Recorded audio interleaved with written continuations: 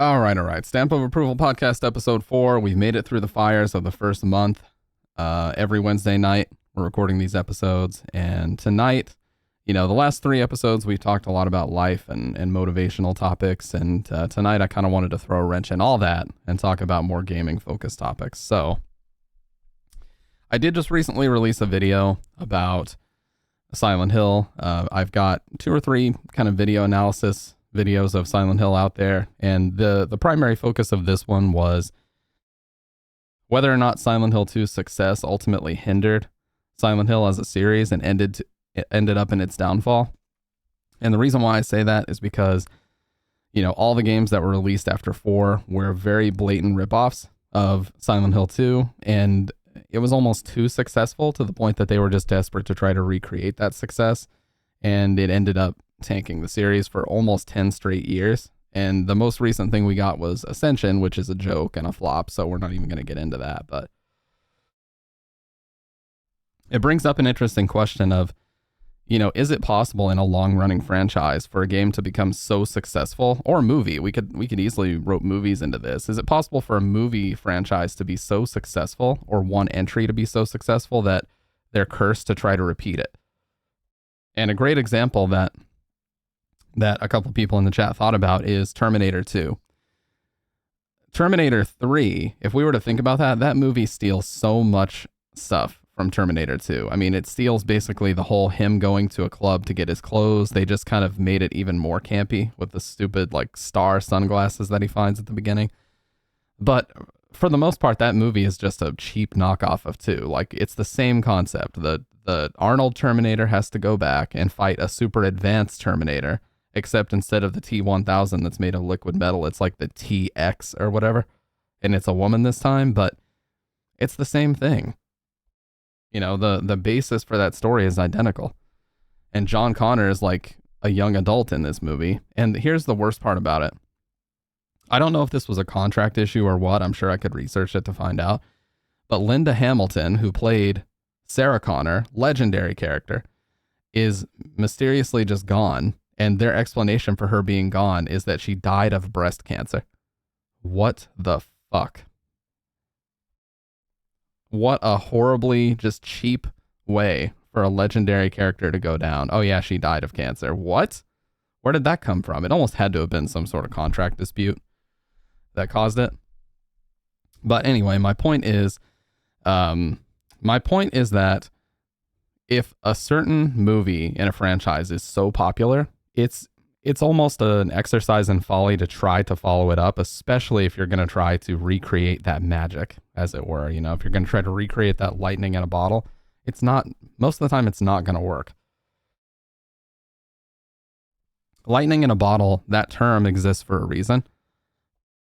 And yeah, John, it wasn't even directed by James Cameron. Terminator 3 was I forget who it was, but it was not James Cameron that directed it. He might have produced it, but he didn't direct it. But yeah, Terminator 2 is a great example, because if you just continually release Terminator movies where an Arnold Terminator has to come back and protect John at a different stage of his life against a highly advanced Terminator, how many times can you really play that out before, the fans get sick of it? And the same thing is very true about Silent Hill 2, where, Silent Hill 3 and 4 did their own unique thing. Silent Hill 4 is a nice side story. Silent Hill 3 wraps up the events of the first game and concludes kind of the original intended story arc. And then Homecoming comes along and gives us another character who doesn't realize that his brother is dead somehow. He's got amnesia. And not only does he have amnesia about his brother being dead, he wasn't even in the army. So, by the way, I probably should have prefaced that by saying major spoiler alert, but in Silent Hill Homecoming, you play as a soldier, in air quotes, named Alex Shepard. You have these combat roles and you have these melee moves that would indicate he's had some training, okay?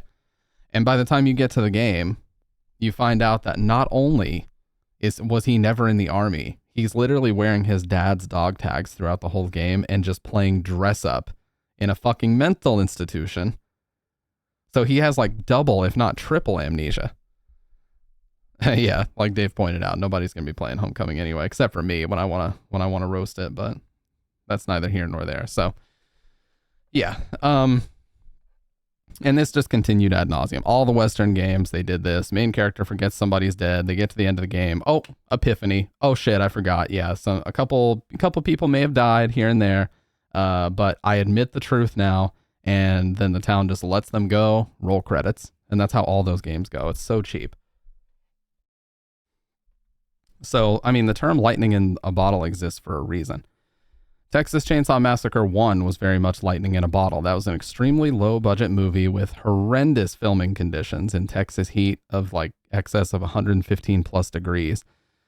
But it turned out to be this amazing, iconic horror movie. And none of the subsequent movies that they tried to recreate that formula with were anywhere near as successful. Like they had Texas Chainsaw Massacre, The New Generation. They had just the movie called Leatherface in the 90s. They had Texas Chainsaw Massacre 4 that had like Matthew McConaughey and Renee Zellweger in it. And all those tried to copy the formula of like a group of teens gets kidnapped and they get caught in the clutches of the crazy, kooky family.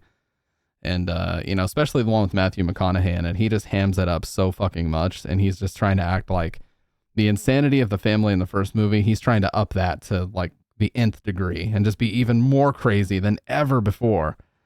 And it just doesn't work. It feels like they're still trying to like recreate that magic. And you could also say in music, I've seen this before, like, these bands that were successful 10, 20, 30 years ago, going back into the studio and re-recording their old classics. Dude, it's never going to sound as good. And there's this famous saying that art is never finished, it's just abandoned. Right. And basically what that implies is that the way that things are finished and the way that things are released, once you release something, once you release a piece of art in any form, it now belongs to the audience. And there's this great documentary, and Twin Perfect, the YouTube channel, turned me onto this. So shout outs to them. They used to have some of the best Silent Hill analysis videos on YouTube, by the way. They still do, arguably. But they mentioned this documentary called The People versus George Lucas. And in this documentary, there was a segment where a guy said, imagine there was a famous painting and everybody had their favorite part and it was all the same. Like everybody had the same favorite part of this painting. Imagine if the artist came back one day and said, oh yeah, that was a mistake. That wasn't supposed to be there. And then he just took his hand and wiped that part off and was like, yeah, that part everybody said was their favorite. That wasn't supposed to be there. And in essence, that's what George Lucas has done with Star Wars. He took all these things that people loved and he went back and he just said, oh yeah, that thing that everybody liked, that's not how it's supposed to be. Let's throw some CGI in there. And so that very much felt like what Silent Hill was doing, especially with the HD collection, where these people who had nothing to do with the production of Silent Hill were coming in and saying, oh yeah, that part you guys liked a ton. Let's edit the dialogue there. Let's change the way that this part looks. Let's change the way that the design of this and the design of that looks. And they're just making all these unnecessary changes, recasting the voices. And, there just seemed to be this blatant disregard for people that wanted things to be just up-resed. Dude, we don't need you to recast the voices. We don't need you to make all these silly ass changes. Just upscale the games and release them on modern platforms. That's all we needed there. And both those games were a decade old at that point. So, my primary point with that video and just this topic in general is, when something is so massively successful, it's almost an exercise in folly to even try to follow it up over and over and over. Like, how many movie franchises that you guys know of are successful even after a third, fourth, and maybe even fifth entry? Maybe the Saw movies, but those were basically the modern day Friday the 13th. They were coming out every year, and every subsequent movie had a more ridiculous reason as to why the story needed to continue. Like, I think Jigsaw died in Saw 3, for example, yet they were still able to make a 4th, 5th, 6th, 7th, 8th, and 9th movie because this dude apparently had the most elaborate will in all of human history, and he recruited all these people to keep kidnapping people and putting them in his traps and stuff. But yeah, I think the only ones I've seen are 1 through 5. I really enjoy the first movie, but after that, it's like, 1 and 2 are pretty good, and then it's a pretty blatant drop off from there. And that kind of brings us to remakes. And yeah, there is a pretty annoying trend of remakes nowadays. Companies are trying very, very hard to capitalize on nostalgia. I would say nostalgia is a major factor. Um, and I started to see this in 2015, especially. Like, Sony had a presentation at E3 in 2015 that included Shenmue 3, Final Fantasy VII Remake, and The Last Guardian, just as an example. And The Last Guardian hadn't really been talked about since like 2011 or 12 at that point. So, as early as 2015, we really started to see this emerging. But you could even argue the PS3 era. Dude, there's so many PS3 remake collections. There's like a Jak and Daxter collection, a Sly Cooper collection, Metal Gear Solid collection, God of War, Devil May Cry, all these different things. In relation to art and music, it's tricky. A lot of what is considered great art and music was not well received on initial release. Absolutely. And Silent Hill 2 was the same way. That game did not come out of the gate and just explode in terms of sales. That game had to come out. People started to recognize, word of mouth started to spread that this was an amazing game, and then eventually it found its audience. Even Terminator 1, going back to the Terminator example.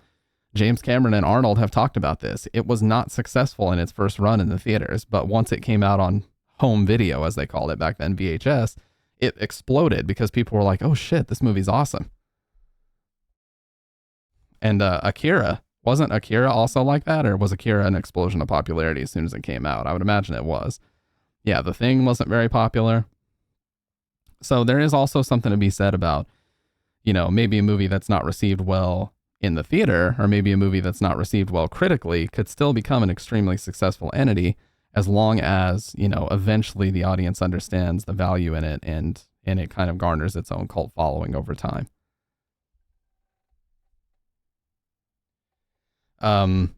But yeah, that's my primary point. And my issue with it now is we're in this trend of everyone wants to capitalize on your nostalgia. Oh, everybody loved Resident Evil 2 in the late 90s, so let's remake Resident Evil 2 in the modern day engine. I think that game's great. I think Resident Evil 2 Remake is great. It's just not my favorite. Resident Evil 3, same deal. Resident Evil 3 Remake, fun game, not a great remake.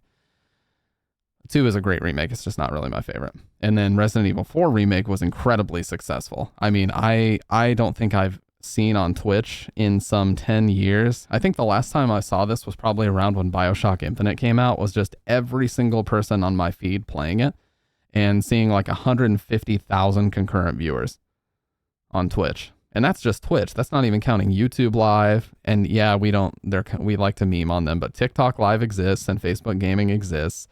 So that doesn't even count all the streams that may or may not have been happening on those platforms. So it was an incredibly successful single player game. That game has no multiplayer to speak of. The speedrunning community kept it really active for like the first 6 months, and then it started to, people started to eventually fall by the wayside and start playing other things. So, the trend of remakes is incredibly lucrative. It's very valuable, and companies aren't stupid. They understand that, everybody likes remakes, and they really want to capitalize on their ability to, rekindle some of that old magic from maybe an older system, or maybe there was an idea that they wanted to bring forward that the hardware didn't allow them to do at the time. This type of thing is always a possibility. And you never necessarily know when you're dealing with a video game or a movie, you never necessarily know if, maybe there was something that was cut, or maybe something was left out that could have given some additional context, or could have been a really strong scene, but it got deleted because of the budget, or, someone had a disagreement with the person who brought it forward and they didn't include it in the game or the movie. But, once a remake comes around, there's no reason not to include it, and maybe it can give some additional insight as to what's going on.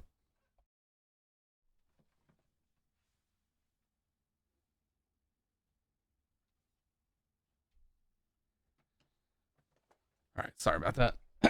So yeah, I just think it's worth noting that a lot of times when it comes to It's worth noting that a lot of times when it comes to long-running franchises, that the wildly successful, the runaway success of it can sometimes be the downfall, because companies aren't willing to admit when they're at the peak. Silent Hill 2, I would say, is the peak, because in terms of sales, only 1 and 2 were like very, very commercially successful, and then every subsequent release got less and less so. In fact, Silent Hill 1, based on the numbers we've seen, is still the best selling of all of them. So it started off at the peak, and then it slowly just precipitously dropped off, So, taking all that into account, it's just, it's a very, I wouldn't even call it a predatory industry nowadays, but when is it going to end? This capitalization of nostalgia, when is this going to end? Because we're in a situation now where every time you turn your head, there's a new remake on the horizon, or there's a new, retelling of something, or characters from an old franchise are going to be appearing in a new franchise. But eventually we're going to run out of IPs to remake out here. Would you say a good comparison to Silent Hill is the Alien franchise? Yeah. I mean, people love Alien and Aliens equally. And you could also say the same thing about Terminator. That's why I've been using it as an example. Terminator 1 is more like a slasher horror movie in a way, whereas 2 is a big budget action movie, same as Alien. Alien 1 is a slasher/horror movie. Aliens is more of a big budget action movie. Yeah. Eventually we're going to get to a time where we're remaking remakes. I mean, you could argue Capcom did that a little bit. They recently released a massive patch to Resident Evil 2 and 3 remake that gave them like ray tracing patches. But of course they didn't actually remake the games, but they did include a lot more graphical features, and they gave an overall like lighting and texture upgrade. And Resident Evil 7 got that treatment as well. But yeah, my primary point in all this is just, I think that companies need to lay off the nostalgia tripping and the remakes and trying to bring things back from the past. I would rather they focus on new IPs and new ideas that are interesting and engaging. But the problem with that is, what that comes with is risk. And trying to reinvent the wheel or trying to bring back franchises that were successful in the past is a very safe option. And the way that the gaming industry is now, it's very, very corporate. It's much more corporate than it used to be, even though it's always had some aspect of that in terms of the marketing and the sales and all these different things. Now we're in a situation where if you want to pitch a brand new, never before seen or played IP, you then have to present this to a board of stakeholders and different people that need to green light this project. Before you can even start seriously working on this, you have to pitch it to them. You have to pitch a monetization scheme. You have to pitch all these different things that were never needed in the past. In the past, it was just, is this a good idea? Is this a strong game? But nowadays, we have to have a monetization scheme, and we need battle passes, and we need loot boxes. And well, how is this going to continue on in the future? Are we going to have seasonal events, and what are we going to do to continue this game well into the future? What's terrifying is there won't be any more pitches. These companies are probably going to lean on AI. Absolutely. Pokemon essentially makes the same game 3 times each iteration. Now that's very true. Pokemon is a unique phenomenon where it's built such a strong brand over the years that people are willing to forgive virtually anything. Do you guys remember when that game, it was like Legends of Arceus or something, came out? And the graphics were horrible. It had all these technical mistakes, but it still sold like incredibly well, and nobody really batted an eye or cared that it had all these technical issues. Like there are games that can literally outperform. Their sales are going to perform strictly on the brand strength alone, and people are willing to forgive and overlook virtually every problem. And Nintendo is in that situation right now. Like, Nintendo fucks up a lot, but rest assured, when they drop a new Zelda game, it is going to be destroyed. Disapproval. I disapprove about shitty game companies that won't let anyone make games good. I disapprove of in-game monetization. I disapprove of copyright law. I disapprove of games being copied year over year and sold for $90 every time as if it was a new game. Yeah.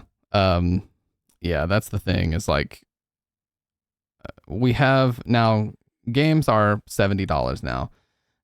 No, I'm just saying like Nintendo as a company as a whole, they fuck up a lot, but when they release their first party games, best believe it's going to be on everybody's game of the year list. It's going to sell incredibly well because regardless of what Nintendo does as a company, regardless of the weird things that they've done, like raiding the home of the husband and wife who ran one of those ROM hosting websites, like actually breaking into their house with assault rifles or paying a company to do so and stealing their server because they were hosting Nintendo ROMs and, you know, shutting down the Suicide Foundation donations that that company was selling custom Joy-Cons in honor of Etika for. They cease and desisted those people because they didn't get a proper Nintendo license to sell Joy-Cons.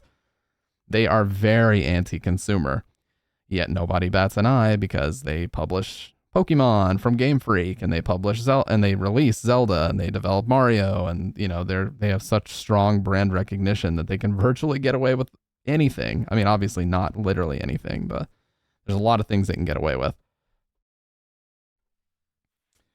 And you know, I was watching something the other day that was such a great point where someone basically said Silent Hill is like Sonic now, where it's got recognizable music, it's got recognizable characters, and it's got recognizable, you know, atmosphere. But the games have just been mediocre for so long that they're just on this straight line trajectory. It's not trending upward. It's not getting any more or less popular.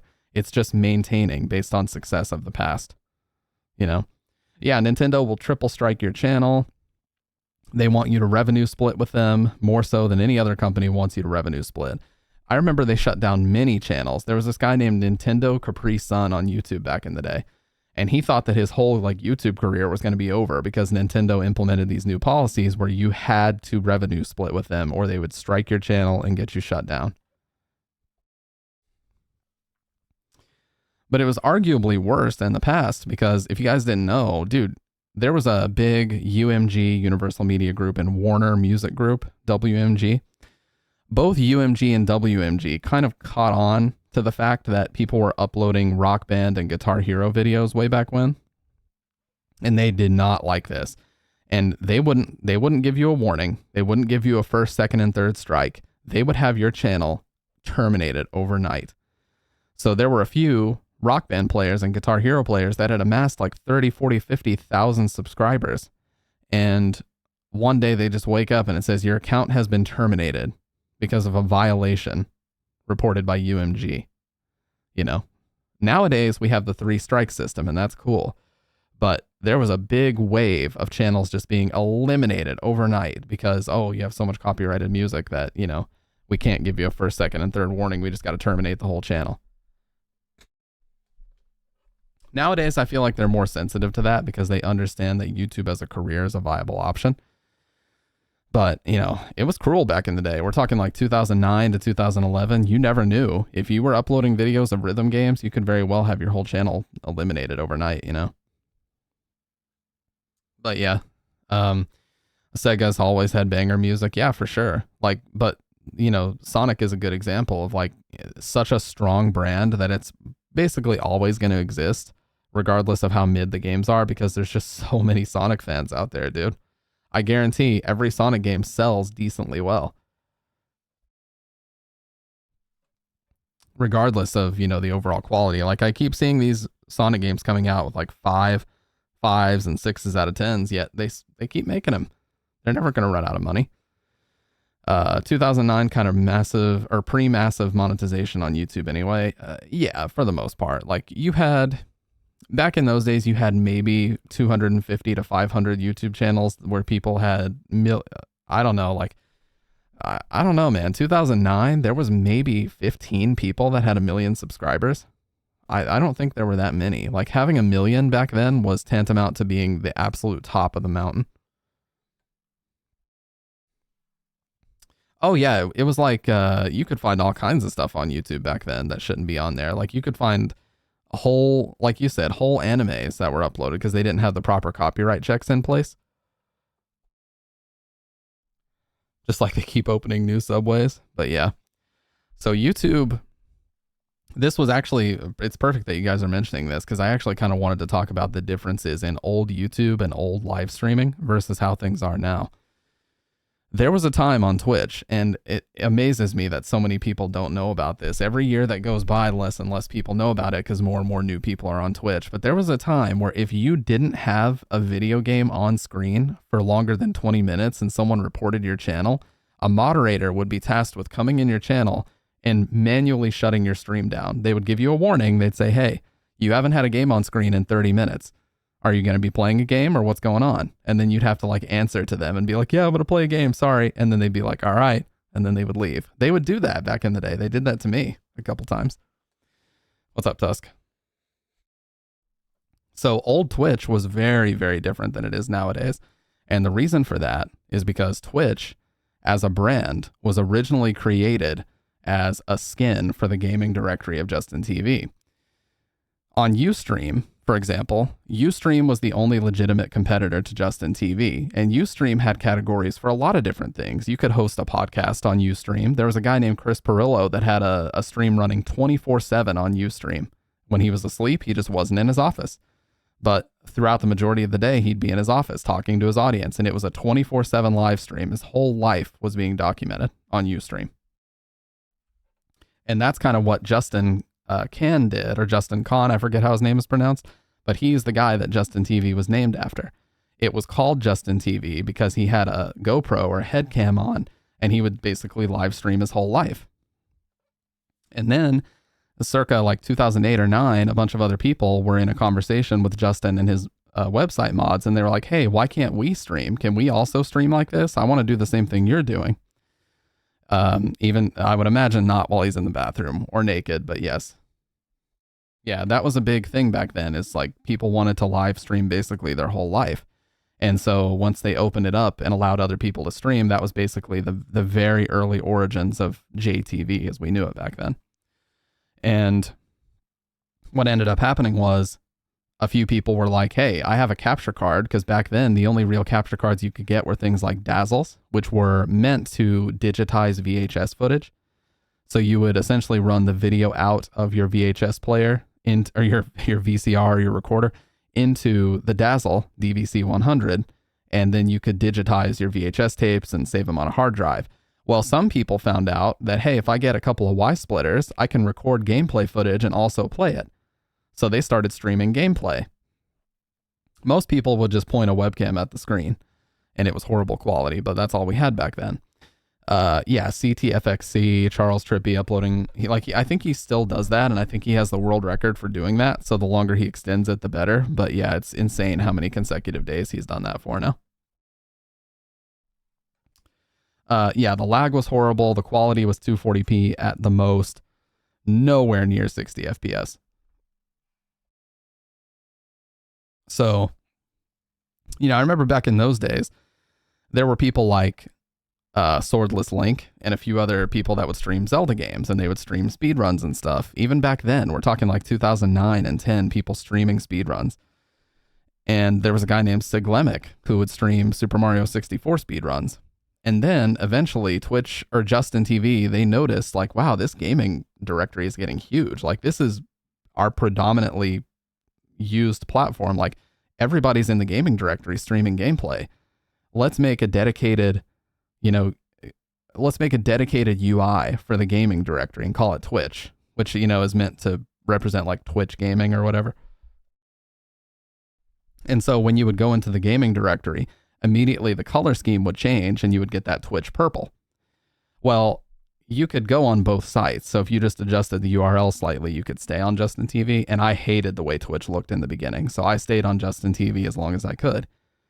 But then eventually they realized that like this thing is getting too big for us to handle. So let's make it our own separate website strictly for gaming. And that's when twitch.tv, the directory, started to exist.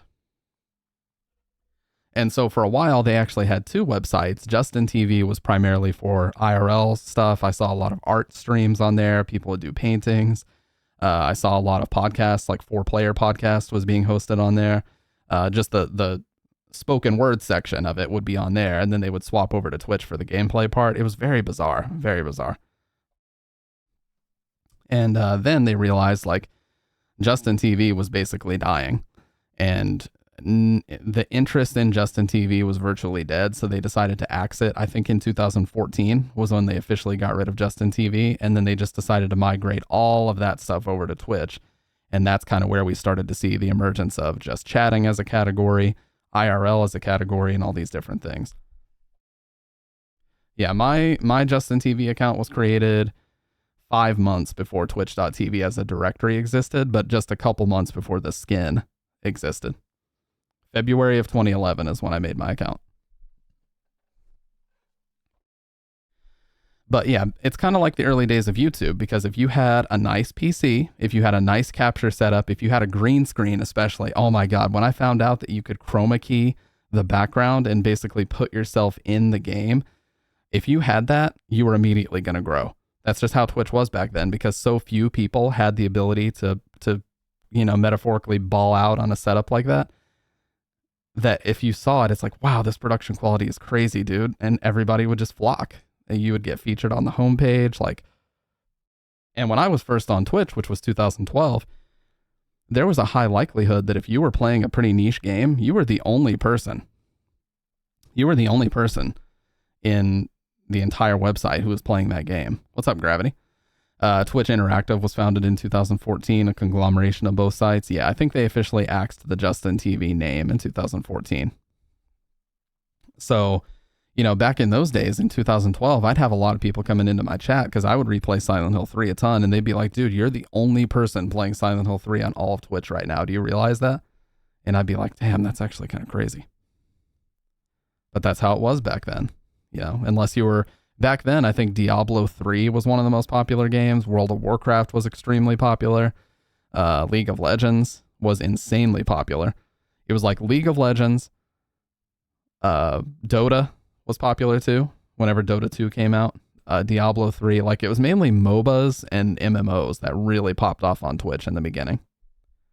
And a lot of people got their start there, like NMP LOL, Soda Poppin', Kriparian, a few other people. A lot of them got their start playing Blizzard games. And then Hearthstone was a massive game whenever it came out. I was the only Fallout 3 streamer for a year. Yeah, that's how it was back then. And, regardless of what people think about Twitch and the policies that they implement, which I think even they would admit they have a lot of work to do in terms of making a decision, sticking to it, committing to different things, and making sure that everybody's held to the same standard. I do still feel like Twitch has nailed the sense of community more than any other website that's even attempted it. They've somehow found a way, like with the cheering system, the subbing system, and direct donations and all that, they found a way to create a sense of community with at the top of the chat, for example, there's a badge that you get for being the person who's gifted the most subs, and they've made it fun, there's friendly competition between viewers and all these different things. And other websites, they just have failed to really to nail it down like that. The only legitimate competitor we have for Twitch, I feel, is YouTube. I can't say that about Kick, because a lot of the things that Kick allows, I feel like are going to have to be dealt with eventually. Kick is a website where people love to manufacture drama. They love to gamble. I don't know if it has any staying power, because it's built atop this gambling empire and all this gambling crypto money. And I think it's just a trend. And when that trend goes, if crypto has a major crash, then that website is doomed to fail. That said, right now it's doing great. And it is a legit competitor for Twitch. I mean, look what they got XQC. There's a few other streamers that have gotten contracts. So GDQ is responsible for a good amount of the community atmosphere on Twitch IMO. Yeah, they were very influential in the beginning. I kind of want to refrain from talking about GDQ though, because nowadays I find it very not enjoyable to watch, because it's just gotten so stiff and professional that I feel like there's no fun to be had. Back when people could actually joke and laugh, not at anybody's expense, just joking and laughing. Nowadays, if you joke and laugh while you're running, you get banned for life, it feels like. So you have to be insanely careful with what you say and do. And so the runs have just turned into this very corporate, professional, socially awkward person running the game who's just like, so what I am doing in this segment is I am performing a glitch that allows me to do this. Thank you for watching. And if it's any variation of that, you get banned for life, it feels like.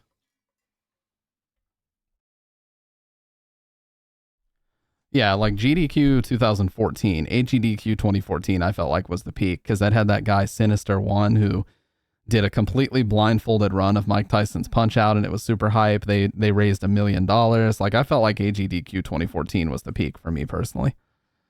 But, you know, and there was a lot of like weird shit going on, like people cheating on other people in the hotel rooms. Like, I heard that now I don't know if this is true. Apparently some people got banned for life from GDQ because they called escorts over to the hotel, or like they ordered escorts, however the fuck that works. I don't know. We have these gamer guys like calling in escorts to come to the fucking hotel that a charity event is being held at. That's what I heard. That's just alleged, but that's what was going on. Like, what the fuck?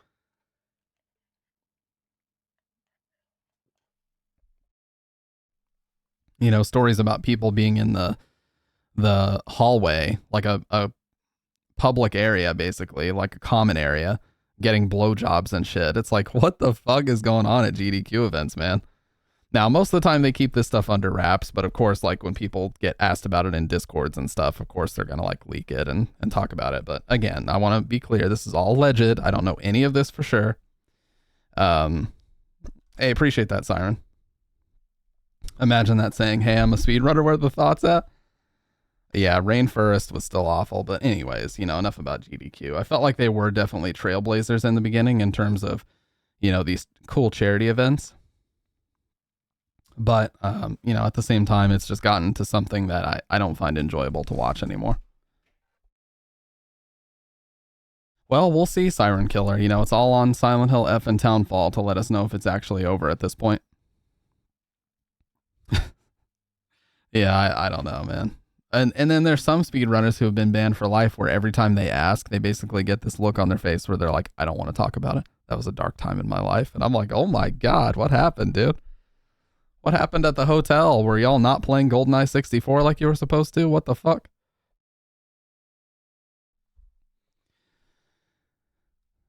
It being called, well, it apparently has a really good writer on board.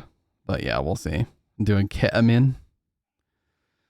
But yeah, you know, in the old days of YouTube were very different too, because, you know, back in those days, what was popular was LOL so random humor, where people would basically up-pitch themselves. You know, think about Make Me Bad 35 or Fred Figglehorn. Just up-pitch yourself and do some dumb shit on camera for 10 minutes and you'll get millions of views back then. Like, that's how primitive it was in those days. And it was like low-hanging fruit shit, dude. It was so bad. But that's what got the views. And that's where, you know, people like Boogie2988 started out, is making crazy random videos like that. And then eventually his channel developed into like one of the most popular on the website, which was crazy. No, I don't believe I watched that. So, you know, somewhere in the neighborhood of 2014, anyways, to get back to kind of the progression of Twitch, that's when JTV was officially eliminated as like a separate entity and they were merged into one. So that was when they enabled you to do things like cooking streams, and they let you do things like IRL streams. Now, back in the day, you had to have an exception to do this. I don't know if you guys know who Lethal Frag is, but Lethal Frag is a guy who made a huge name for himself because he quit his job. He had a family at the time, like I believe a son and a daughter, or a wife. He quit his job and got on unemployment, and he made the decision to do 365 he made the decision to do 2 straight years of daily streams. And it was a big news article. It's like, wow, this guy quit his job and he's going to strike it out on his own on Twitch and try to make it work. Now, I think at the time it was still Justin TV, but you get the idea. So he didn't shave for a full 2 years. He wasn't going to shave his beard until he was finished with it, but he did 2 entire years of streaming, and his final live stream had like 20,000 concurrent viewers. And I had never at that point seen a single person that wasn't like a big fighting game tournament or, you know, a GDQ event have that many concurrent viewers. And it was a big event on the website at the time that he completed 2 years of daily live streaming. It was just unbelievable. And he's still partnered to this day, averaging like 1,000 to 1,200 viewers. So he's still, you know, this is still his job. He made his fucking dream happen, dude. And it's crazy.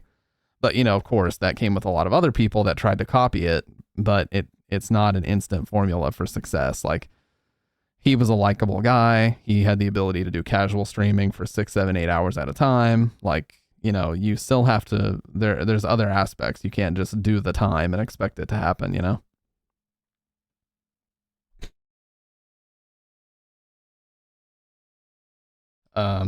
But yeah, you know, it was just such a different time. And I remember one of the first live streams I ever followed was this girl named Aria Blarg, and I found her in a chat room of 4Player Podcast. So 4Player Podcast would stream, and they would do like kind of Game Grumps style playthroughs where they would all just be riffing on the game and different things. And I found this girl named Aria Blarg, who was one of the first Twitch partners that I knew of. Again, I'm going to keep using the word Twitch, but I mean Justin TV because this was before Twitch existed. And she's actually still got a global emote called Blargnot, because that's what she used to call her subscribers. That's it. It's been a global emote for like 12 years at this point. Chat displayed in a literal sense, twitched. Yeah. But yeah, that's the thing. And she would do some charity events where they would do goals, and she would play a lot of JRPGs. And she was one of the first people I knew of that had a fancy webcam that would like track your movement. It was a 1080p 60 FPS webcam that would track her movement as she moved. Like, it would slowly notch its way over and crop the frame to get her back in frame.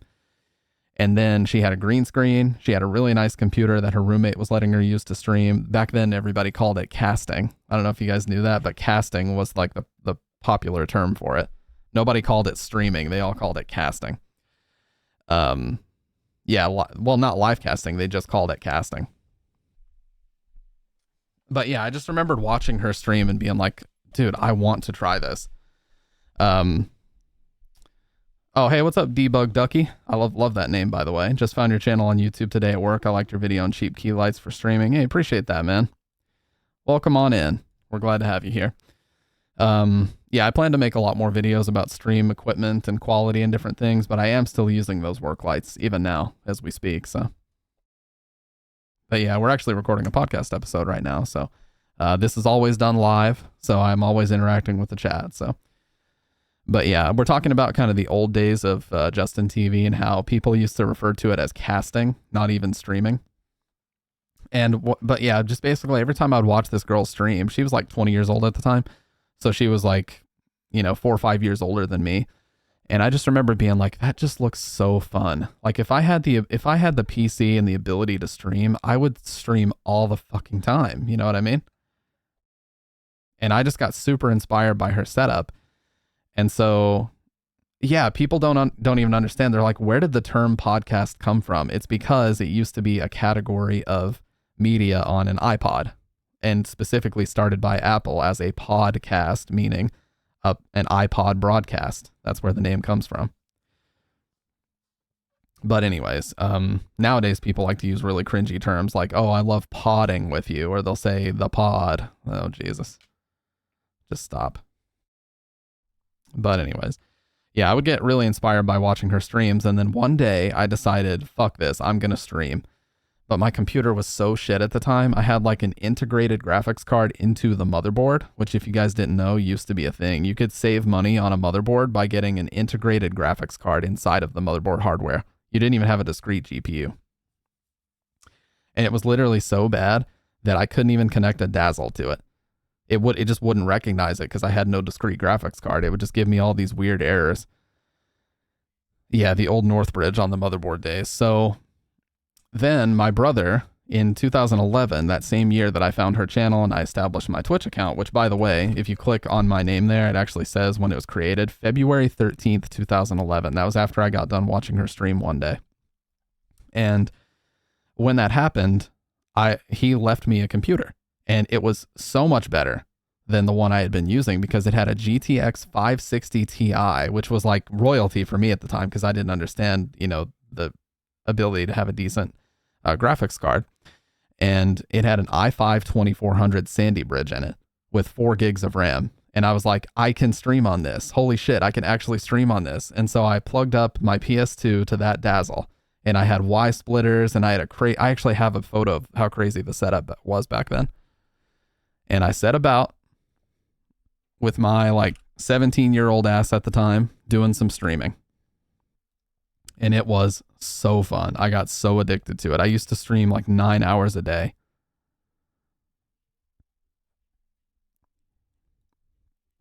But back then, all I could stream was what I had on my PS2, and the only game I could stream off of my PC was actually just Silent Hill 3. That's all I had. Because if I tried to stream anything else, it was too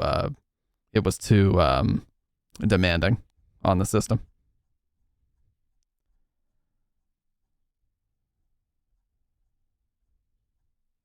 All right, so here's my setup. I've only had one username before this, and it was still very similar. It was the Stampede and then my 3 initials, but I simplified it a lot to just Stampede G over the years. But here was my setup in the past. Take a look at that. I had the Dazzle, I had an S-Video splitter, I had a big audio receiver, and all this was just set up on an end table. You can see the PC down there, dusty as hell. It's got the side fan. But yeah, S-Video splitters, and the white cables are the Wii. Yeah, man, the Dazzle was the shit. If you wanted to capture video, that was it. Yeah, it had racing pedals down there too. But yeah, Dazzle, S-Video splitter. This is the Wii cable, and then the PS2 cables are coming up here. And yeah, it was a fucking mess, but it was awesome. And so I would sit there and stream all day, every day, because at this time, this was January 2014, but at this time, I had already been streaming for like a year. And I've also told this story before where Dan's Gaming, if you guys know who Dan's Gaming is, even back then, he was one of the biggest streamers on the website. He would do a Halloween marathon every year. Yeah, that's my new transition. But yeah, he would do a Halloween marathon every year. Yes, that guy, Dan's Gaming, one of the very first Twitch partners ever, by the way. And when he was doing his Halloween marathon in 2013, he got eventually to Silent Hill 3. And because I was playing and replaying Silent Hill 3 like 7 times a week, if not more often, I happened to be live and I was also streaming Silent Hill 3. So, you know, as we were like midway through the playthrough, a lot of his viewers were jumping over and being like, oh, you're further along than Dan, so I wanted to see the end of the game because I'm busy. Like, I got to go in a few minutes. I wanted to see the end of the game. And I'm looking over because back then I would use XSplit. And XSplit, actually to their credit, had a live viewer count way earlier than OBS did. And when I would look over at XSplit, I was like, oh, 5 viewers, 10 viewers, 15, 30, 40, 50. And it got up to like 75 viewers. And back then I was super nervous. I did not like having a ton of viewers because I was like, oh shit, what do I say? What do I do? Like, I was nervous. And so I just started talking about the game. You know, story elements and different things about the game. And then, you know, after I finished that stream, I was like, holy shit, there were so many people. That was crazy. And then the next stream I did, 30, 40 viewers when I was usually averaging 2 to 3, you know? And then the next stream I did, same thing. And I was like, dude, this is actually growing. This is getting crazy. But then in about 2000, like the very first week of 2014 or so, my parents basically sat me down and they're like, look, you're not in school right now. You're not in college. You need to go out and get a job. And they were right. I was really mad at the time because I was like, no, you guys don't understand. This is growing. I can make this work. But they were right. I feel like if I would have gotten partner at that time, I wasn't socially equipped for it. And so I would have had a lot of issues. Making stupid jokes. Now, not like racist stuff, but I would have had issues making stupid, insensitive jokes and all these different things, and it wouldn't have been good for me. But going into the workforce helped me get properly socially adjusted. And I just learned, you know, I made a lot of mistakes and I matured. So in the time that I was doing retail, it really matured me. And when I was ready to come back to streaming was like 2016 or so. But then at that time, oh, hang on a second.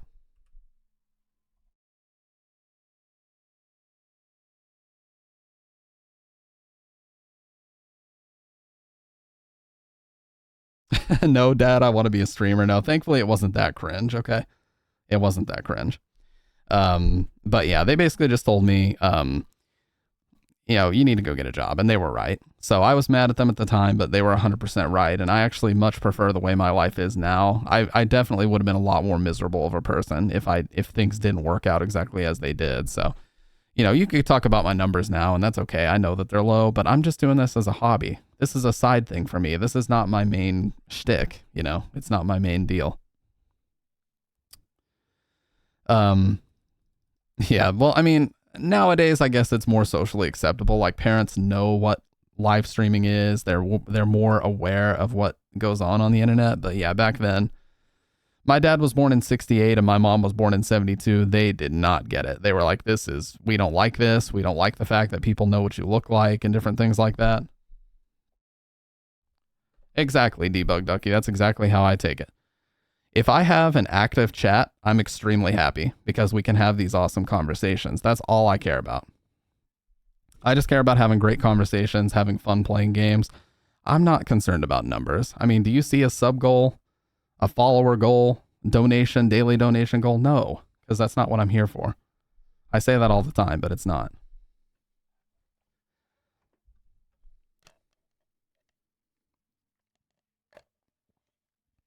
So anyways, yeah, Twitch and Justin TV's kind of progression over the years has been really interesting to watch. And I remember one of the biggest controversies was actually over a speedrunner, and his name was Cypher. It was like Cyghfer, and he was a Mega Man speedrunner.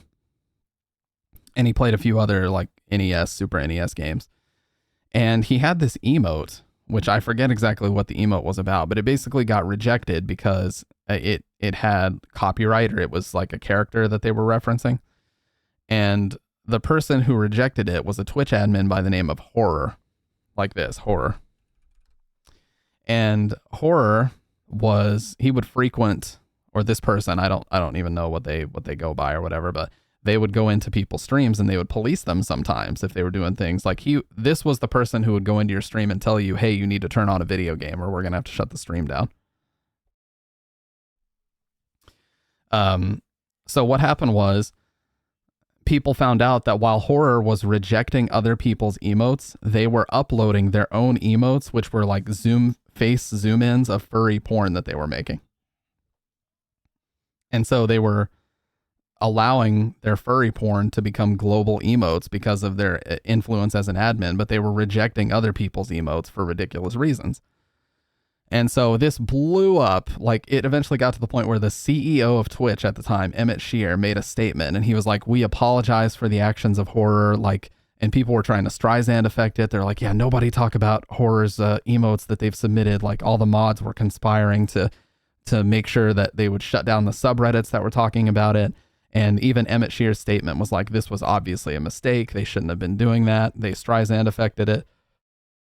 It was crazy.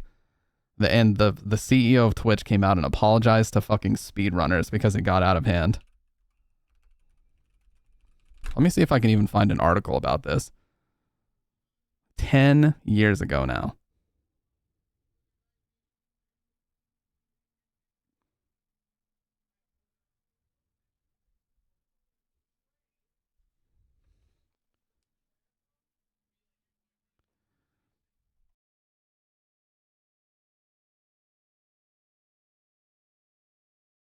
But yeah, so here it is. I found it.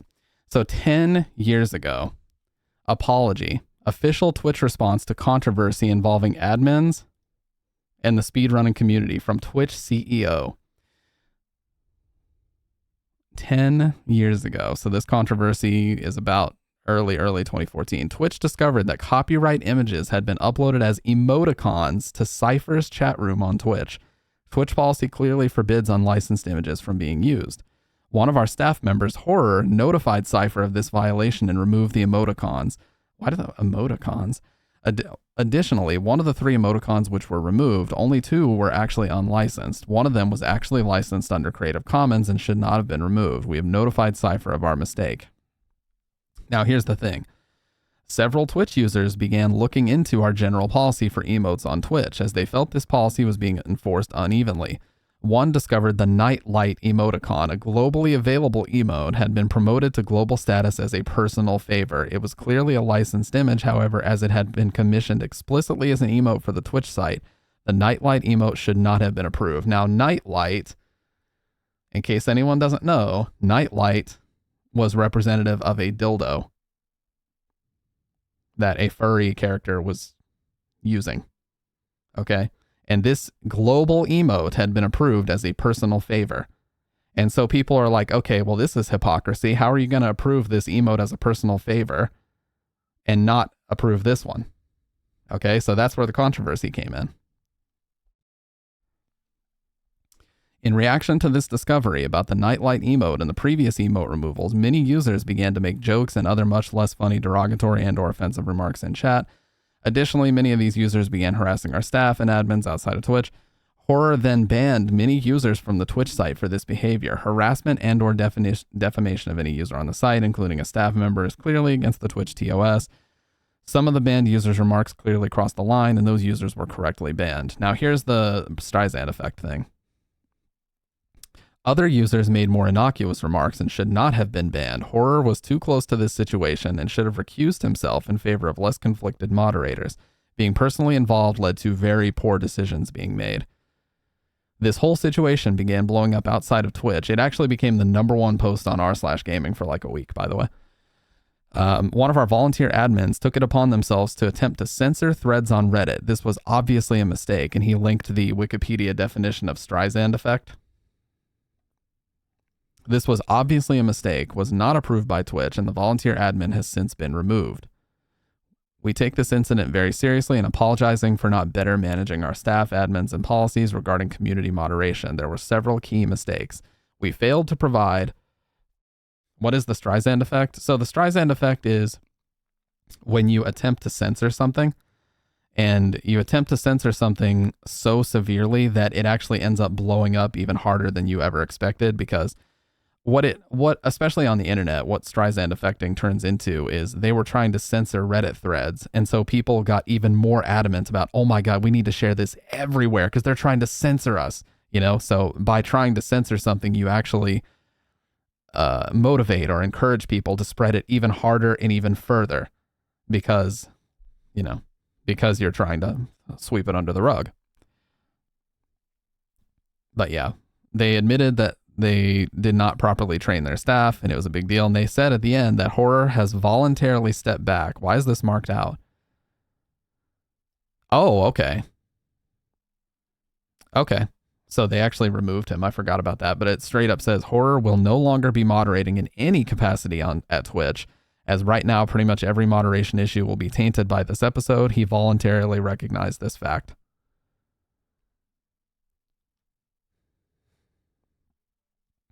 So yeah, this was like the biggest controversy that happened back in the day on Twitch.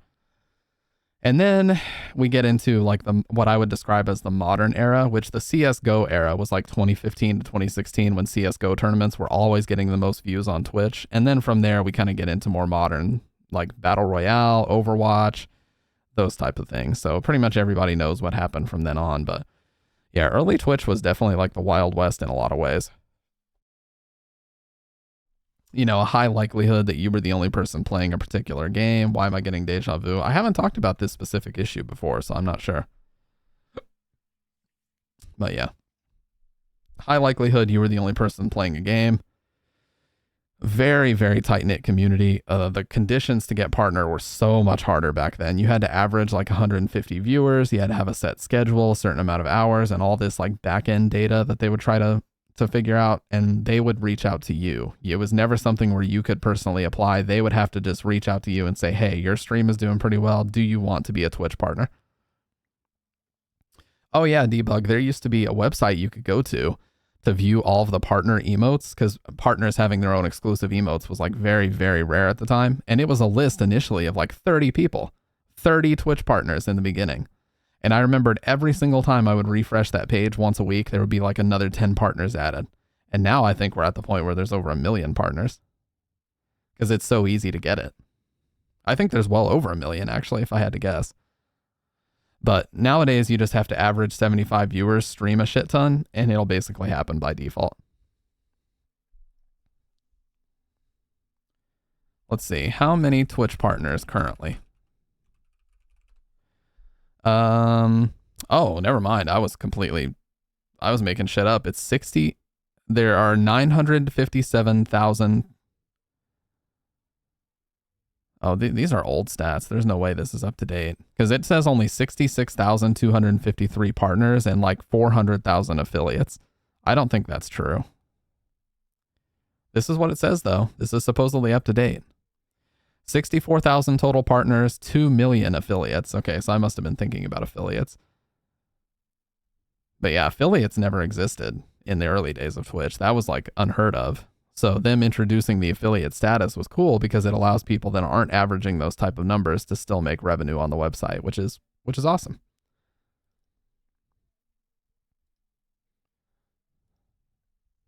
Oh, hey, Ducky, appreciate you joining up on the Discord, man. Let me go ahead and get your role set up so you can view everything. All right, cool. Got your role set up there. So you're good to go. But yeah, that's the thing. And the other thing I kind of wanted to mention since we're on this topic is like, I took an extremely long break from Twitch, but I've streamed thousands of hours. Okay. Since I came back to Twitch in late 2019, I have streamed literally almost 3,000 hours. I never get tired of it. I literally never get tired of it. There have been some times when I do a lot of consecutive days where, of course, I don't necessarily feel like streaming. But as soon as I click start streaming and I get this screen here set up and I hear the Silent Hill music starting up, all the energy just immediately comes in and I'm like, all right, I'm ready to make this happen. And, you know, you can't, if you ever lose the self-motivation to do it, you should try something else because when it comes to making YouTube videos, it's tough for me to find that motivation, but I need to find it because, hey, Debug Ducky is a great example. YouTube is where growth happens. YouTube is where discovery happens. Twitch is where live interaction happens based on that growth and that, you know, and that discovery. Hey, appreciate that, Anonymous, whoever you happen to be. Yeah, no more ads for you, Ducky. You have a room 302 tag. Effort is hard, but the thing is, I kind of have like, I don't know if I have OCD or what, but basically a lot of times I will just sit down and I'll think to myself, am I really just going to sit around all day and not do anything? And so that's usually what motivates me to like open up Adobe Premiere and work on videos. And guys, I have so many videos I want to make in 2024. It's not even funny. I want to make so many videos about stream hardware. I want to make so many videos about different games and movies and albums that I love and different things. Like there's so many videos I want to make, but what I really honestly need to do is I need to sit down with someone who is very quick and efficient with Adobe Premiere and learn from them. So I need to find, now I have seen on Fiverr there that someone will do like editing training for you for a certain amount per hour. And I might actually do that in all honesty, because I need to learn how to be faster. I don't want to pay an editor. I want to do it all on my own. Maybe, you know, things get to a certain point that I can hire an editor. Cool. I would love to do that. But as it stands now, I want to learn how to do it because I need that skill. If I want to be able to make the type of videos I want to make, I need Adobe Premiere lessons. I really do. I did fuck around with Ableton when I was watching a stream earlier, so I guess it didn't do anything. I didn't do anything, but I didn't do much. Yeah. Yeah, I found you through YouTube just searching cheap stream lighting, and I sorted by most recent, and boom. Yeah, it's like YouTube is where discoverability happens, but on Twitch, you have to scroll until your middle finger's about to fall off to find, you know, streams that are less than 10 viewers, like typically I average. Now, here's the other thing. I don't look at my numbers ever. Whenever I'm streaming, this is what I see, and I've shown this many times in the past. But whenever I'm streaming, this is what I see. I see hover to view, hover to view, hover to view over here, because I don't care about that at all. I really don't. And that's not even what I'm here for. That's not the purpose of this. Like, I don't care about how many live this and live that and followers and subs, and like, I'm just here. I just pay attention to the names in chat.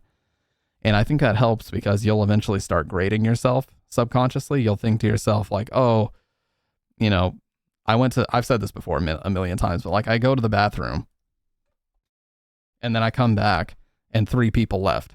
It's like, oh, it wasn't even worth waiting for. Like, he'll do all this mental shit. You know what I mean?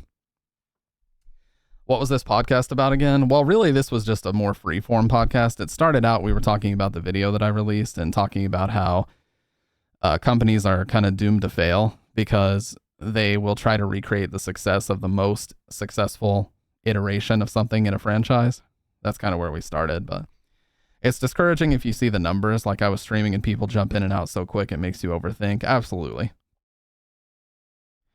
And yeah, so I think it's best to just hide it and just pay attention to the names in chat and just having good, productive conversation. But also garnering a community is great too, because if you create an inviting and a welcoming community, that's like half the battle on Twitch. That's a very hard thing to do. And you have to be confident enough in yourself to ban people. Like, you have to be confident enough in yourself to ban people if they're out of line and if they're pushing the limit and they're being disrespectful. I respect a small streamer if they ban someone that's doing that, because a lot of streamers will be afraid to do it because, oh, they're in my chat and they're participating and this, that, and the other. I don't agree with that at all. I think just ban them and people will respect that a lot more. Because if that person's being disrespectful, if you show that you're just going to let people walk all over you, it's only going to get worse over time. You know what I mean? They are doomed to fail because they're expected to grow year after year, and they're legally obliged to do so. If they're publicly traded, they're legally required to increase profits annually. Yeah, that's the crazy thing. And what has that led to in the gaming industry? It's led to such classics as Cyberpunk 2077, which, I'll be honest, Cyberpunk is good now, but it's where the game should have been on launch. Like, they needed to delay the game probably a whole ass other year. Them releasing it when they did was a horrible decision.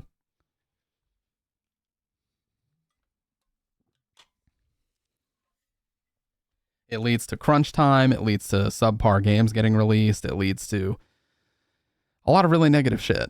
And the other thing that I was kind of talking about is, you can't just pitch a unique idea. Back in the PS2 days, you could get away with just a unique idea. Katamari Damacy, Mr. Mosquito, these really, rad Robot Alchemic Drive, these really unique, simple games that ended up doing well and became kind of cult classics.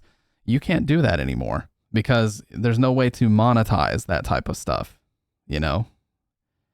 Some games, like there are some Steam indie games that can be successful that way, but they're mostly downloadable games. They're not like on-disc games anymore. On-disc games have to be massive. They have to have monetization schemes. They have to have season passes, multiplayer seasonal events, all this shit. Example, Cyberpunk, they said they were going to release it on last-gen consoles, then realized it wasn't possible, but they couldn't back out since shareholders invested based on that promise. Yep. And then what happened? They basically, as the Kroby Cat video says, they released a live service, always online game where you always have to be connected to the internet and commit to updating this game constantly. That's the only way that you can really get the best experience, is to be constantly updating it. It's bullshit. Like, that's what it is. It's bullshit.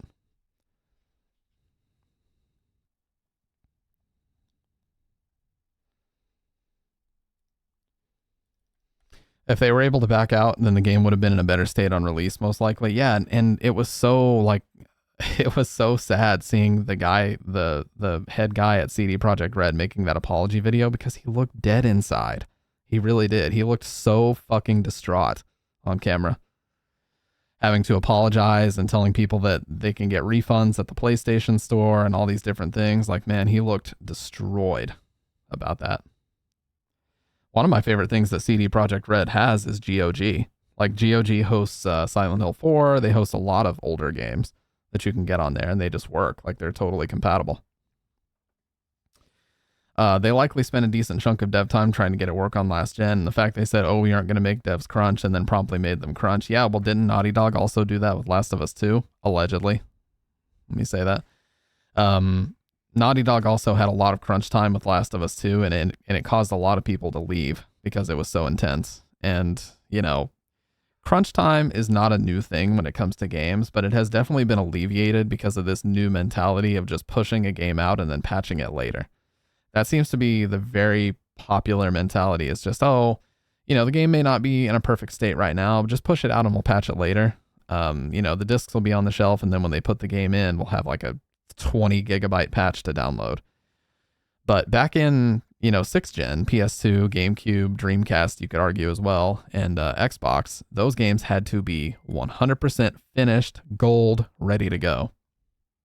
And it caused some crazy crunch time. Like the developers of Halo 2 talk about sleeping under their desks and not being able to see their family. And the developers of all kinds of popular games at the time talk about, in development of Silent Hill 2, they talk about the same type of thing, having to sleep under their desk and being deathly afraid of deadlines and all these things that were coming up and things in the game that had to be finished on time, or they weren't going to, make quarterly profits or whatever.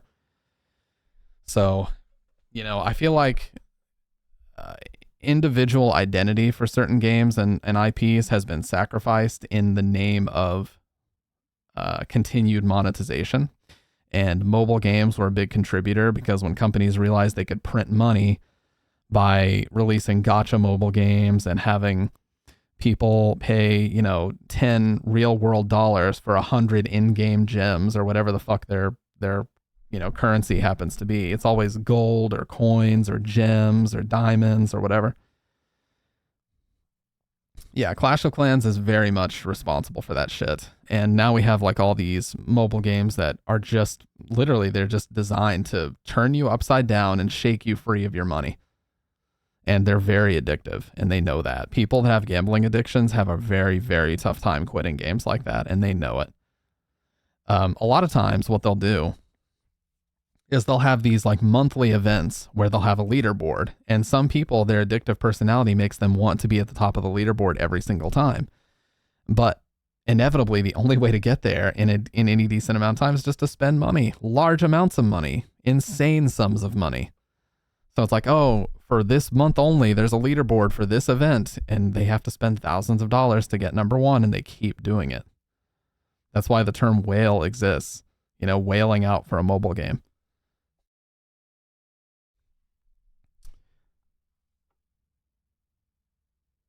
But yeah, they are incredibly predatory. It all rolls back to capitalism, man. It always works its way back. Absolutely. It absolutely does. Give me just a sec, you guys.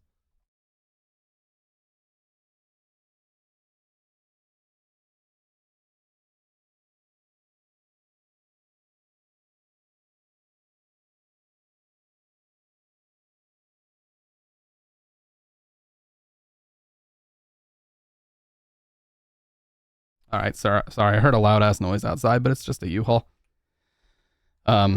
Anyways. Yeah, they're just transactions now. There is no more micro. I mean, we're talking like thousands of dollars that people spend on these games. Overwatch 2 is a great example as well. Overwatch 1, I felt like had a pretty fair monetization setup where you got a bunch of loot boxes for free every week just by playing the arcade modes, by playing quick play, by playing competitive. Everything, once you purchased the game, virtually everything was free. It was $30, $40, but it went on sale a lot. And then Overwatch 2 decided we're going to make the game free, but we're going to maximize the monetization in game. Make you pay $11 for every individual skin. Every time a new character gets released, you have to rebuy a season pass to get them immediately. Like, it's just horseshit, man. Yeah, those are the best games, Debug. I don't want to sit here and play fucking Dungeon Keeper on a phone where I tap an icon twice and then I have to pay more money if I want to continue. Like, dude, there is no point to this game. The only point to this game is to get money out of my wallet. That's what I hate about like those little Facebook games, like the little RPGs where it's like, oh, you just have to spend a couple more dollars and you can keep going. Yeah, you can do it. And then it's like, oh, fuck me. And then before you realize it, you spent like $50 a month on this stupid fucking game for no reason. And I always tell this story about when I made that mistake as well.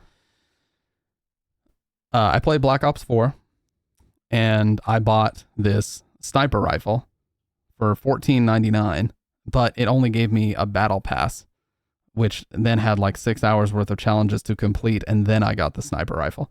And whenever I found that out, I was like, fuck this, I'm never buying anything like this ever again. And I didn't. I'm like, you're going to make me pay for the opportunity to earn a weapon? No, fuck you. If I pay $14.99, just give me the weapon. What is that horse shit? You already got the money. Why do you need me to dump another 6 hours into this game? You know what I mean?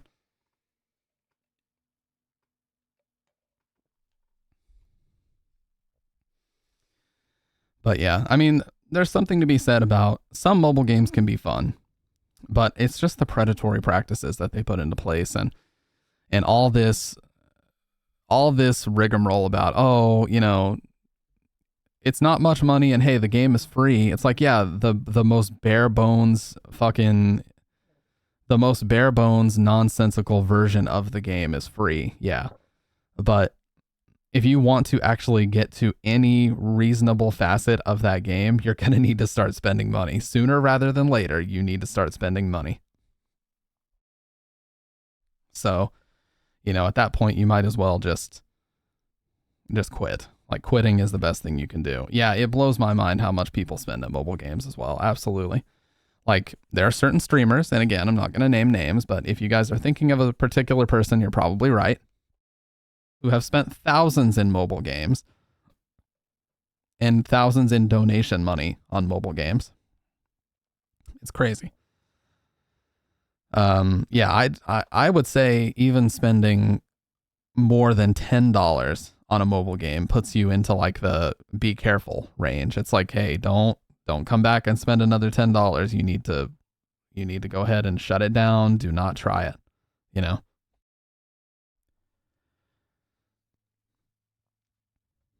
Because if you're going to continue down that path, you're going to say to yourself, well, it's just $10 more here. It's just $10 more there. And then before you know it, you've spent $300 and you're like, how did I get here? Oh my God, how did I spend $300? I always give in to the COD Battle Pass and never finish it. I spent $1 on a mobile game once for a consumable and felt stupid. I did spend like $250 in Path of Exile, but I put like 2,000 hours. My general rule is 100 a year on Pokemon. What's up, Wang, by the way? My general rule is if I get an hour of gameplay for every dollar I spent on the game, then I'm cool. Anything else is icing on the cake. You know, Resident Evil 4, for example, is the only game I bought full price. The Resident Evil 4 remake is the only game I've bought full price in the past like 2-3 years.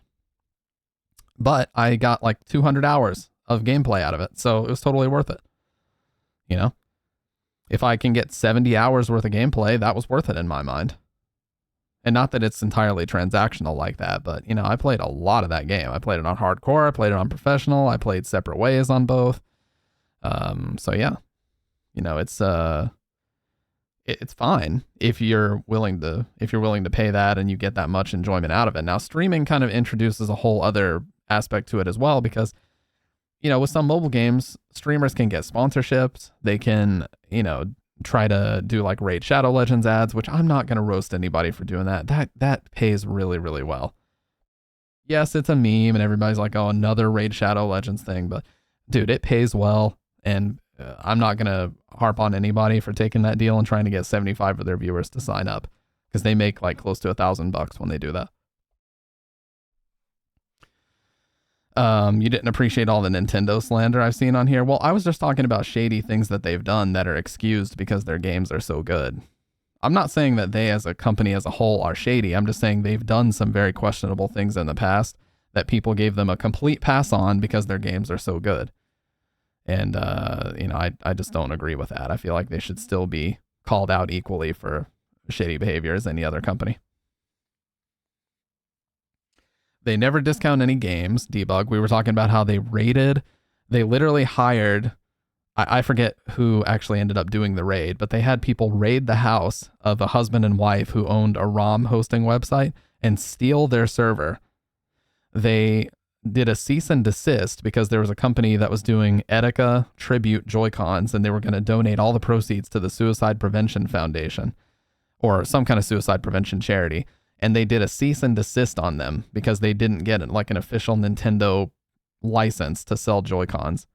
Like, they do questionable things all the time. A lot of the stuff they've done with the Smash community that has been very disrespectful, and they've tried everything in their power to shut down the Melee community. Yeah, they still sell those games and they considered that to be theft, and I totally get that, but like raiding their house, You could just send them a cease and desist, you know? You didn't have to fucking raid their house and ruin their lives.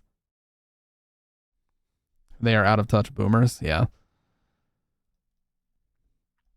Let me see. Let me make sure I'm not just saying shit.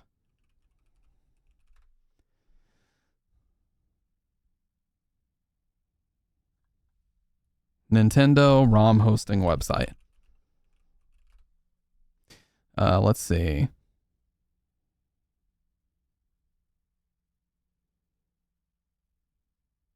Popular Nintendo hosting website ROM Universe. Oh, continues. Nintendo wins multi-million-dollar lawsuit against ROM hosting website. Nintendo awarded $12 million in the lawsuit. Okay.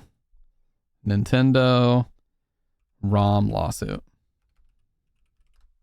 That's probably going to get me. ROM site owner made $30,000 a year, now owes Nintendo $2.1 million. Yeah, they don't even say the name. ROMuniverse.com.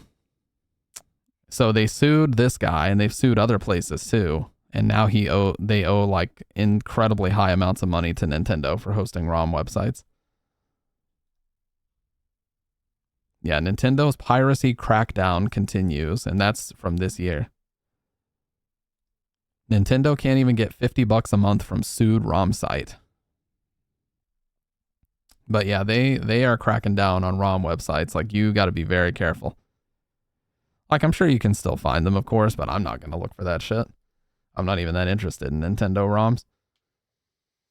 ROMs. Dude went by Bowser something.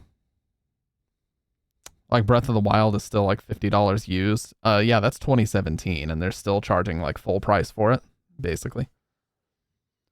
Yeah, Nintendo doesn't put anything on sale. They make questionable business decisions, but it seems like everybody just excuses it or moves on to the next thing because the games that they're putting out are still so good. But, you know, that's neither here nor there. I'm just saying, like, I don't even know if I'm accurate about the whole raiding the house thing because I couldn't find information about it. I just could have sworn that I read somewhere that something along those lines had happened. But regardless of whether or not that specific instance happened, they have been suing and shutting and like ruining the lives of people that hosted those websites. Which, you know, you could argue, hey, they are selling Nintendo product and different things, and they are technically stealing. But, you know, really, just shut them down. You don't have to sue them for millions of dollars when you know they can't afford it.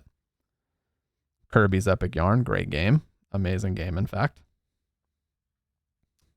Or the fact that the Joy-Cons have always had the worst stick drift issues and they still make you pay shipping to send them in for repair despite admitting they're flawed. Well, yeah. Yeah, and they took forever to admit they were flawed. Didn't they take like almost 2 years to even admit that the Joy-Cons were flawed? Like they would just keep sticking their head in the sand and proclaiming that nope, no issues that we're aware of. And it took a class action lawsuit for them to finally admit it. Like, that's Apple stuff, dude. That's Apple tier bullshit. Gary Bowser. Let me look that up. Gary Bowser was a hacker. Switch hacker Gary Bowser released from jail. Oh, he was put in jail for hacking the Switch. He was sentenced in 2021 to 40 months in prison and a $14.5 million fine for his role in the Nintendo hacking group Team Executor. Holy shit. He's been released from prison on good behavior. Oh my god.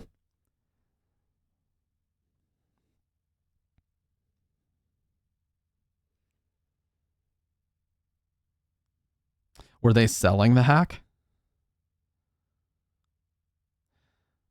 Is that the issue here? Because I remember there was also a guy, called GHOTS that found a way to hack the PS3, and he was selling the custom firmware on his website. GeoHot, I think his name was. Yeah, George Hotz. He got into a big problem with Sony because he jailbroke the PS3 and he was selling the jailbreak on his website. So people were like, no.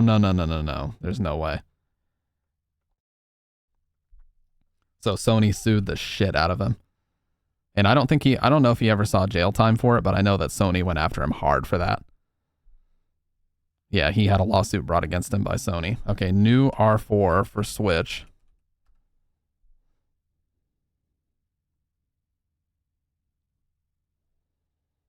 Rumored Nintendo Switch flash cart video shows MIG Switch is what it's called. Hang on just a second. Yeah, I my dad was actually talking to me about that. The R4 for the Switch. Dude, that person, whoever it is that helped develop that thing, has got to be really careful because Nintendo's going to go after them hard.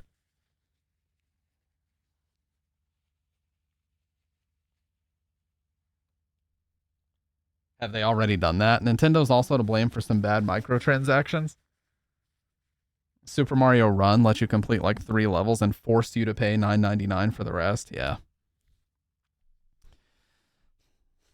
Let's search MIG Switch lawsuit.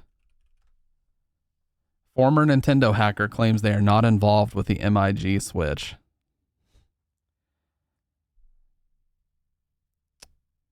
Yeah, like you're going to have to be really careful, dude. Nintendo has already issued a warning that if they are to put it on the market, there will be serious legal ramifications. Uh-oh.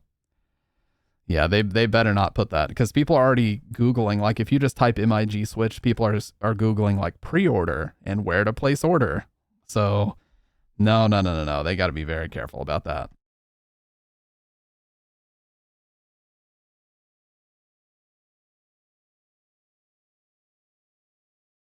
He has some DNS stuff that points to him being involved. Yeah.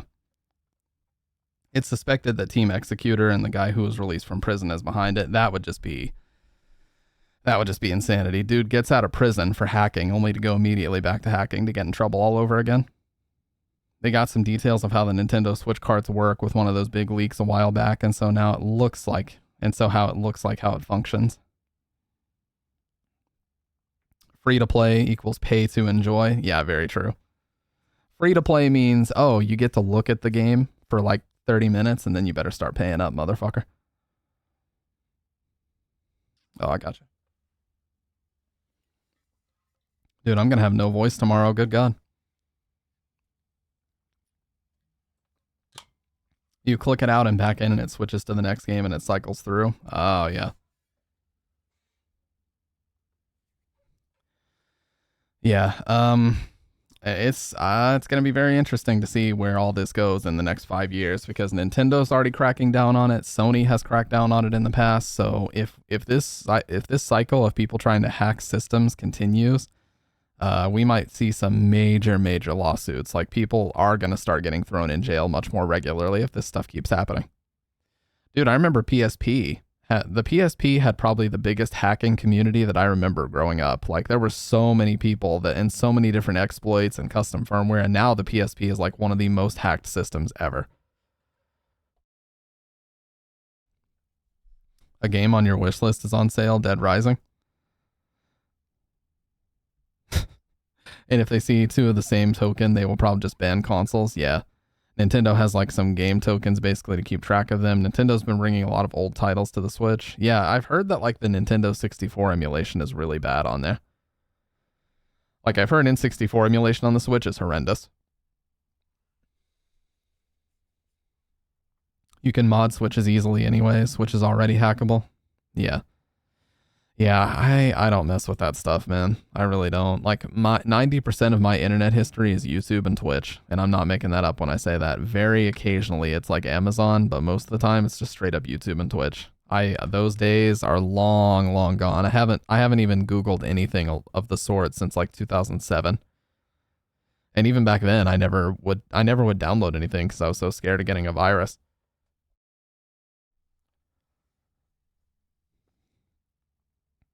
The Xbox consoles, from what I hear, are pretty much unhackable. Yeah, because aren't they just like PCs at this point? I mean, they've always been. The Xbox has always been consoleized PC hardware, but yeah. Because it's always run on x86 and stuff.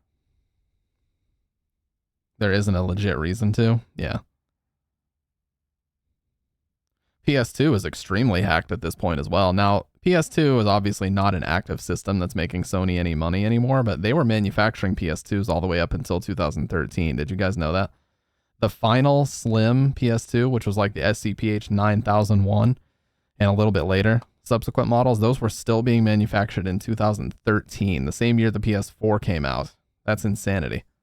And that's why the PS2, I think even for the next 20 years, you'll still be able to readily get PS2s. Because there's just so many millions of used PS2s out there that are still in good working condition. So that's like one of those systems that'll almost never, I mean, it will eventually, but it's going to take a very long time for it to disappear because it was so popular and so prevalent. The only viable excuse for hacking Xbox consoles is entirely just for piracy. Yeah. Well, wasn't there, I forget if it was an Xbox specific leak, but wasn't there a data leak recently that showed that they were working on a remaster of GoldenEye, 007 GoldenEye for Xbox Live Arcade that never came out, but Perfect Dark did come out? I remember seeing that a while back as like, oh, the, GoldenEye got the same treatment as Perfect Dark. It just never got released because Nintendo still had, there was like a license that Nintendo still had that they weren't allowed to mess with or something along those lines. Hey, what's up, Dr. Red?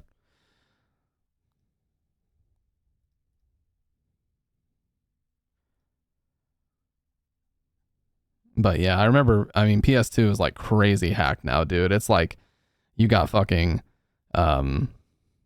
you've got OPL and you've got free MC boot and all these different things. Hey, appreciate that, Anonymous. You've got like free MC boot or free Mic boot, whatever you want to call it, which basically all you have to do now is just put a memory card in your PS2 and it's immediately got custom firmware on it. It's so easy.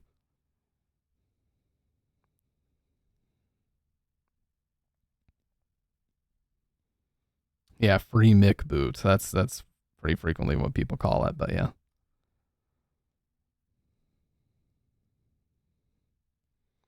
Free McDonald's. But yeah, it's it basically lets you like region free. You can make your console region free if you have a certain model. You can run games off of FTP over an Ethernet cable if you have an Ethernet port or you have the Ethernet adapter. You can do all kinds of things with free McBoot. Like it allows you to do so many different things. It allows you to run like Pop, which is a PS1 emulator. It's not 100% accurate, but it lets you run, some PS1 games with like perfect accuracy by engaging the PS1 mode.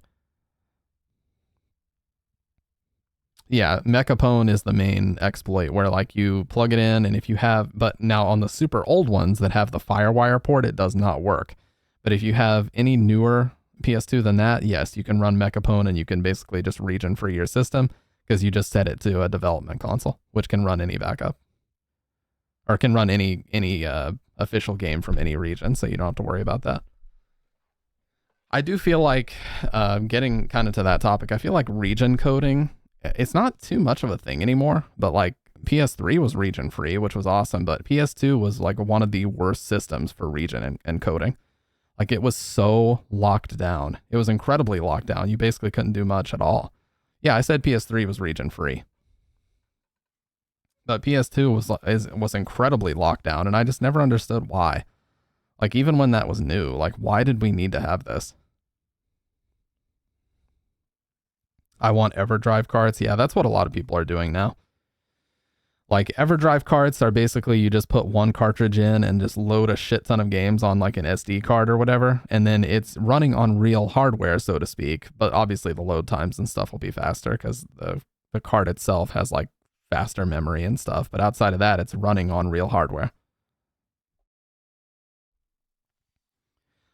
But I don't know. Like I said, maybe that's going to be a really bad thing. Like, who knows, dude? Like maybe in the future it's going to get so dystopian that companies are going to like check your browser history to see if you've downloaded ROMs in the past and then you're going to be on the hook for it. Who knows what we could eventually go to. I mean, my brother is an idiot. And when he lived with me, his dumbass went to thepiratebay.com and this was like 2017 that he did this. And I got a fucking letter in the mail from my ISP that was like, hey, someone who lives there downloaded, copyrighted material. So they're aware that this shit is happening. Like they know about it. So you have to be careful what you download.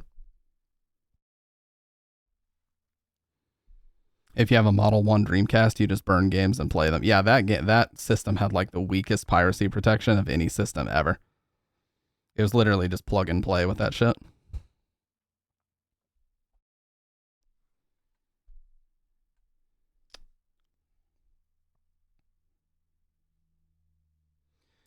But yeah, I kind of want to wrap up the actual podcast here, but my main points this time around I kind of wanted to get to was like, just talking about the history of Twitch. We've actually had quite a bit of conversation about it, but like just the history of Twitch and how things have evolved over the years. And, the gaming industry especially has changed so much that it's virtually just unrecognizable from when I was growing up. Back when I was growing up, like connecting to Xbox Live and downloading the Halo 2 map pack was revolutionary. And one of my favorite games on the original Xbox was Rainbow Six 3, and it also had a map pack. So like entering the payment info on the old ancient Xbox Live UI it took forever, and then it took ages to download the map pack and stuff. Yeah, actually, speaking of that, not a Wii U, but speaking of that, I need to get a Wii because I want to start playing GameCube games on it. And also I want to get Silent Hill Shattered Memories for the Wii. From what I've seen, it's going to cost about $80 for the system, or no, $80 for the game and about $50 for the system. So it's going to cost me around $130 to get it, but I want to get the actual version because I want to be able to do Silent Hill story marathons where we can do 1 through 4, and then right after that we can do like 5, Origins, Shattered Memories, and Downpour. Like we can have a shitty Silent Hill marathon right alongside the, get a Wii U. It plays Wii games. No, I get that. But I would prefer it to be able to play GameCube games as well. Like just put the disc in and use a GameCube controller. Would be for the best because the Wii U is like deader than shit. Oh yeah, dude, Wang, when I was in school, this kid came up to me one day and said something about having PlayStation games on his own CDs, and I was like, there's no way. And dude, he brought his binders in one day. This motherfucker had binders and binders and binders of games, and he's like, yeah, my dad had this thing called a mod chip installed, and like he had fucking everything in there. And I was like, damn, this is crazy. Like I was just like, this is insane. I didn't even know you could do this. Because we were in like grade school. We didn't understand like how illegal it was and everything. So I just thought it was cool at the time. But yeah, now that I think back, like that that dad was fucking going ham.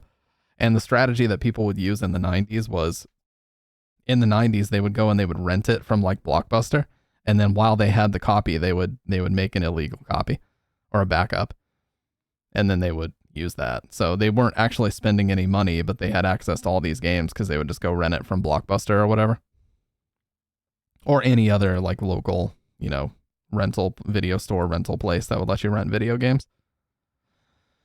I think if you hack the Wii U, then you can play GameCube games. It just can't read the discs. Yeah, I think that's true. I got my PS2 on 09 with a mod chip already installed. Yeah.